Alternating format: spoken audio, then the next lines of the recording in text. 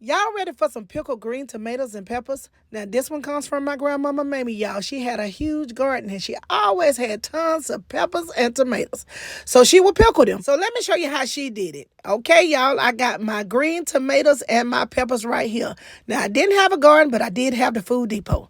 I'm just grabbing Miss Muriel, y'all, because she gonna do the cutting for me. So I'm going to take Miss Muriel here and start cutting up my tomatoes. Now, I'm going to cut them up in pretty nice sized chunks.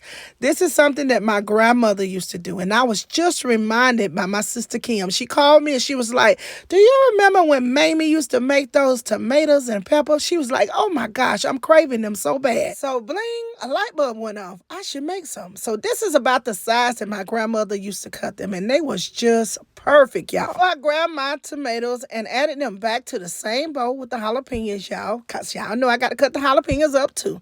Now, this is going to be the fermented kind, y'all. It's not going to be a water bath.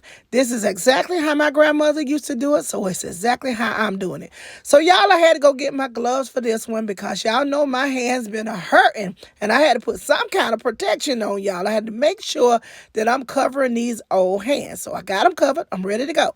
So I'm just going to start cutting these jalapenos up into slices. Now I'm taking the seeds, the skin, I'm taking it all. The level of spice depends on how long you ferment them. I usually let them stay in a dark, dry space for about 7 days and they usually come out perfect. Now my granny, she set them on the table. Back in them days, old folks didn't have no time for that.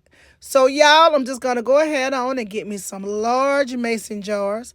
And I'm going to go ahead on and get ready to start packing them. Now, I already cleaned these jars really good. So now I'm just going to start off with my jalapenos and place them into each jar on the bottom. Y'all can do this process however you want to. This is just how Kellz do hers. Now, I'm stacking mine up kind of like a lasagna. So I went in with the peppers, y'all, and next I'm going in with some of the tomatoes. So I went ahead on and made several jars, y'all, because I know my big sister Kim, she gonna come in and she gonna try to take them all. So I wanted to at least have one just for me. Y'all know big sister thinks she run everything. So now, y'all, I'm gonna go back in with some more of those jalapenos.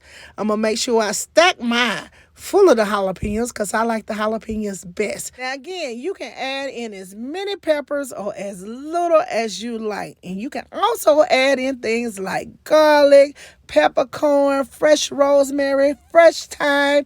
You could just make it do what it do. Make it your creation. It's all going to turn out amazing. When you pull out that pot of greens, honey, this is going to take it to a new level, I promise.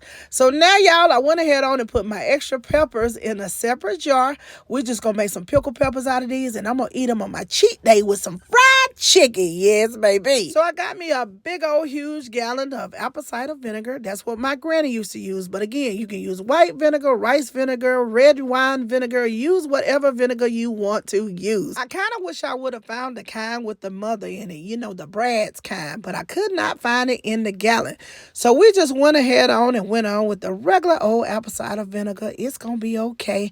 It's going to do the same thing. So after I get all this apple cider vinegar in there, y'all, it's time for me to move on to adding some salt.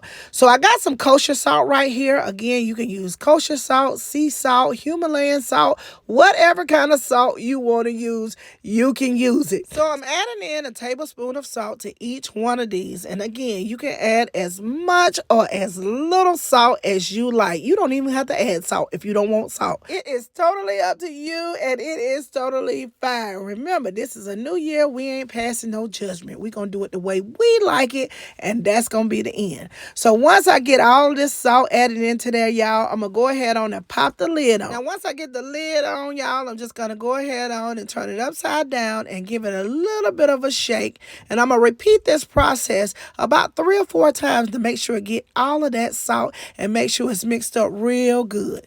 Now, I'm going to do this to every single jar, y'all. And this is kind of therapeutic, y'all. This is something that my grandmother did a lot. And now I see why. The more I get in the kitchen and start canning and doing things like this, the more at peace I feel, y'all. It just brings good energy. That's what old folks used to do. We need to get back to that, y'all. Good energy and peace. So now, y'all, my tomatoes and peppers are all done. So look at this masterpiece right here. So I'm going to take these, put them in a dark, dry spot for about 7 days so they can ferment real good. And once they're all done, y'all, I'm going to pull them out and put them on me some good old collard greens, some turnip greens, some pinto beans, some black eyed peas, even some chicken. Because, ooh, wait, y'all, that is good right there.